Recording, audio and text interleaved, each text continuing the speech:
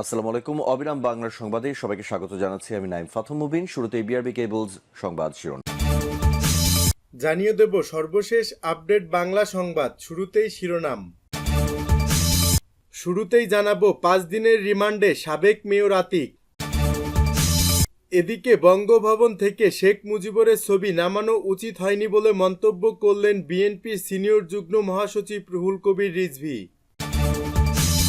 থাকছে আওয়ামী লীগ ও বিএনপির মধ্যে কোনো পার্থক্য নেই, ওরা ক্ষমতার পাগল, বললেন ফয়জুল করিম। জানাবো আওয়ামী লীগকে ভোটের মাধ্যমে বাতিল করতে হবে, বললেন আমির খসরু মাহমুদ চৌধুরী। এবং সর্বশেষ জানাবো এই সরকারকে সব সংস্কারে হাত দেওয়ার দরকার নেই বলে মন্তব্য করলেন মির্জা ফখরুল। এতক্ষণ শুনছিলেন সংবাদ শিরোনাম, এখন থাকছে বিস্তারিত। 5 দিনের রিমান্ডে সাবেক মেয়র আতিক।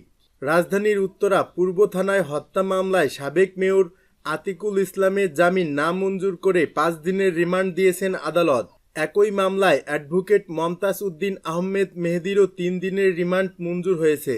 বুধবার ঢাকা মেট্রোপলিটন ম্যাজিস্ট্রেট আদালতের বিচারক তাদের এই রিমান্ড মঞ্জুর করেন। এর আগে গত 7 নভেম্বর মোহাম্মদপুর থানার পৃথক 3টি হত্যা মামলায় আতিকের জামিন নামঞ্জুর করে কারাগারে পাঠানোর আদেশ দিয়েছিলেন আদালত। ঢাকার মেট্রোপলিটন ম্যাজিস্ট্রেট মোহাম্মদ আলী হায়দারের আদালত শুনানি শেষে এই আদেশ দিয়েছিলেন। শিক্ষার্থী রফিক হাসান হত্যা মামলায় গ্রেপ্তার দেখিয়ে তাকে আদালতে হাজির করা হয়। পরে মোহাম্মদপুর থানার আরও 2 হত্যা মামলায় তাকে গ্রেপ্তার দেখানোর আবেদন করা হয়। উল্লেখ্য, গত 16 অক্টোবর সন্ধ্যা 6:30টার দিকে তাকে রাজধানীর মহাখালী DOHS এলাকা থেকে ডিএনসিসির সাবেক মেয়র মোহাম্মদ আতিকুল ইসলামকে গ্রেপ্তার করে ঢাকা মেট্রোপলিটন পুলিশের তেজগাঁও থানা পুলিশ। এদিকে জাসদ নেতা হাসানুল হক ইনু, আওয়ামী লীগ নেতা আব্দুস শহীদ ও সাদেক খান সহ বেশ কয়েকজন রাজনৈতিক নেতাকেও আজ আদালতে হাজির করার কথা রয়েছে। বঙ্গভবন থেকে শেখ মুজিবুরের ছবি নামানো উচিত হয়নি বলে মন্তব্য করেছেন বিএনপির সিনিয়র যুগ্ম মহাসচিব রুহুল কবির রিজভী। বঙ্গভবন থেকে শেখ মুজিবুরের ছবি সরানো উচিত হয়নি বলে মন্তব্য করেছেন বাংলাদেশ জাতীয়বাদী দল বিএনপির সিনিয়র যুগ্ম মহাসচিব রুহুল কবির রিজভী। তিনি বলেছেন, 1975 সালের 15ই আগস্টের পর খন্দকার মুস্তাক বঙ্গভবন থেকে শেখ মুজিবুরের ছবি নামিয়ে দিয়েছিলেন, কিন্তু জিয়াউর রহমান রাষ্ট্রপতি হওয়ার পর তিনি আবার শেখ মুজিবুরের ছবি পুনঃস্থাপন করেছিলেন। আজকে আমি খবর পেয়েছি বঙ্গভবন থেকে শেখ মুজিবুরের ছবি নামানো হয়েছে। দেখুন, সময় তো সবসময় একরকম যায় না, ইতিহাসে যার যতটুকু অবদান আছে সেটা থাক। আমরা স্বাধীনতার পর শেখ মুজিবুর রহমানের অনেক অন্যায় দুঃশাসন দেখেছি, তারপরও তো সে ছিল, তার ছবিটা ছিল। আমি মনে করি তার ছবিটা নামিয়ে ফেলাটা উচিত হয়নি, তিনি যোগ করেন। বিএনপি নেতা মিস্টার রিজভী আরও বলেন, আমাদের জাতীয় জীবনে, জাতীয় ইতিহাসের আন্দোলনে তার কতটুকু অবদান সেটা স্বীকার করা হোক। আমরা আওয়ামী লীগের মতো সংকীর্ণ নই, আমরা ছোট মনের না, সেজন্যই বলছি শেখ মুজিবুরের ছবি নামানো উচিত হয়নি। ছাত্র জনতার আন্দোলনের মুখে গত 5 আগস্ট ক্ষমতাচ্যুত হয়েছেন শেখ হাসিনা ও আওয়ামী লীগ সরকার। এরপর দেশের দায়িত্ব নিয়েছে অন্তর্বর্তী সরকার, কিন্তু সরকার পতনের 3 মাস পেরিয়ে গেলেও বঙ্গভবন থেকে সরানো হয়নি শেখ মুজিবুর রহমানের ছবি। এ নিয়ে ব্যাপক সমালোচনা চলছে অনেক দিন আগে থেকেই। শেখ মুজিবুর রহমানের সেই ছবি সরিয়ে ফেলেছেন অন্তর্বর্তীকালীন সরকারের সদ্য নিয়োগ পাওয়া উপদেষ্টা মাহফুজ আলম। গতকাল তিনি সহ 3 জন নতুন উপদেষ্টা শপথ নিয়েছেন। এর আগে প্রধান উপদেষ্টা ডক্টর মোহাম্মদ ইউনূসের বিশেষ সহকারী হিসেবে দায়িত্ব পালন করেছিলেন তিনি। অন্তর্বর্তী সরকারের উপদেষ্টা হিসেবে শপথ গ্রহণের পরদিনই শেখ মুজিবুরের ছবি বঙ্গভবন থেকে সরিয়ে ফেলেছেন তিনি। কেন এই ছবি সরিয়েছেন তার ব্যাখ্যাও তিনি সামাজিক যোগাযোগ মাধ্যমে এক পোস্টে তুলে ধরেছেন। মাহফুজ তার পোস্টে লিখেছেন, দরবার হল থেকে শেখ মুজিবুর রহমান পোস্ট 71 ফ্যাসিস্টের ছবি সরানো হয়েছে। এটা আমাদের জন্য লজ্জার যে আমরা 5 আগস্টের পর বঙ্গভবন থেকে তার ছবি সরাতে পারিনি, যার জন্য ক্ষমাপ্রার্থী। কিন্তু মানুষের মধ্যে জুলাইয়ের চেতনা বেঁচে থাকা পর্যন্ত তাকে কোথাও দেখা যাবে না।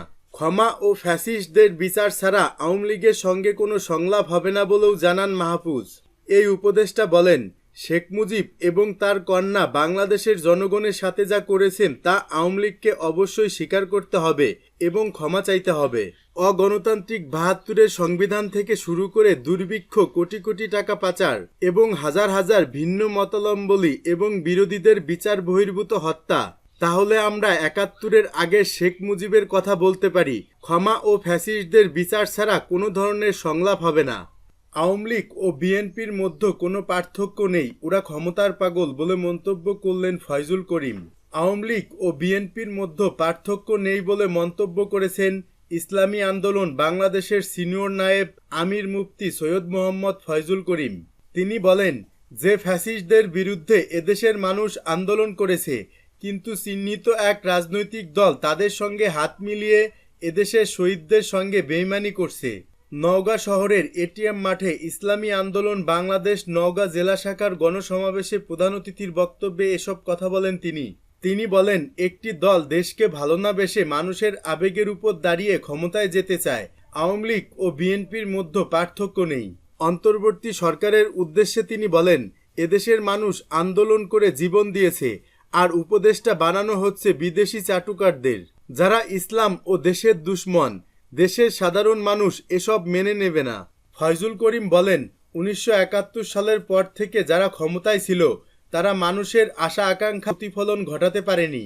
শাসন, শোষণ, নির্যাতন, নিপীড়ন এবং লুটতারাজের মাধ্যমে দেশকে অস্থিতিশীল করে রেখেছিল। তারা দুর্নীতিতে পরপর ৫ বার চ্যাম্পিয়ন হওয়ার গৌরব অর্জন দেখেছেন। অবশেষে ২০২৪ সালে ছাত্র জনতার আন্দোলনে এদেশের মানুষ আবার দেশ স্বাধীন করেছে। তিনি আরও বলেন, কেবলমাত্র দল ও নেতা পরিবর্তনের মাধ্যমে দেশের শান্তি আসতে পারে না, মানুষের আশা আকাঙ্ক্ষার প্রতিফলন ঘটতে পারবে না। যতদিন পর্যন্ত ন্যায় নীতির পরিবর্তন আসবে না, ততদিন পর্যন্ত দেশের মানুষের শান্তি শৃঙ্খলা এবং আশা আকাঙ্ক্ষার প্রতিফলন ঘটাতে পারবে না। তাই তিনি সাধারণ মানুষকে দুর্নীতিবাজ ও জালেমদের বিরুদ্ধে ঐক্যবদ্ধ হওয়ার আহ্বান জানান।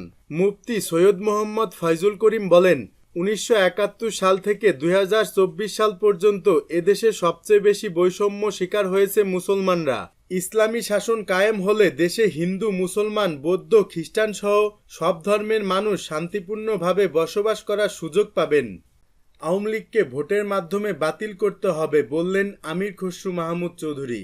বিএনপির স্থায়ী কমিটির সদস্য আমির খসরু মাহমুদ চৌধুরী বলেছেন, আপনি যদি অন্য কোনোভাবে আওয়ামী লীগকে বাতিল করে দিতে চান, এগুলো টিকবে না। ফ্যাসিস্টকে বাতিল করবেন ভোটের মাধ্যমে চরমভাবে পরাজিত করে, অন্য কোনোভাবে বাতিল করলে কোনো সুফল বয়ে আনে না। জাতীয় প্রেস ক্লাবে টেক ব্যাক বাংলাদেশ নাগরিক ভাবনা শীর্ষক আলোচনা সভায় তিনি এসব কথা বলেন। এই সভার আয়োজন করে voice of democracy and voter rights. Amir Khasru Mahmud Chowdhury আরও বলেন, বিএনপির জন্য সংস্কার নতুন কিছু নয়। খালেদা জিয়া ২০১৬ সালে ভীষণ ২০৩০ সংস্কার প্রস্তাব দিয়েছিলেন।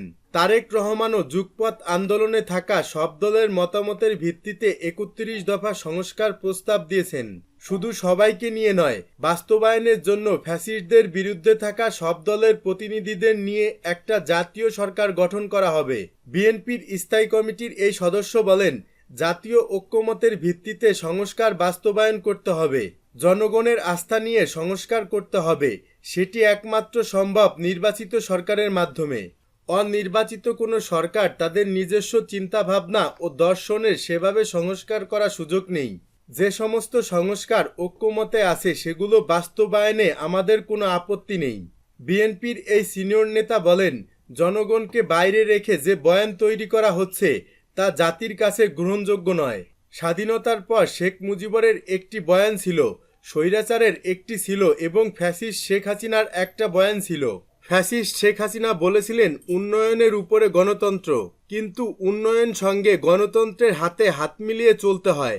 গণতন্ত্র বাদ দিয়ে উন্নয়ন করলে হবে লুটপাট ও বিদেশে টাকা পাচার উন্নয়ন। গণতন্ত্র বাদ দিয়ে উন্নয়ন করলে পকেটের উন্নয়ন। একমাত্র বয়ান হবে নির্বাচনের মাধ্যমে দেশের জনগণের মালিকানা ফিরিয়ে দেয়া। এর বাইরে নতুন বয়ান শুনতে চাই না।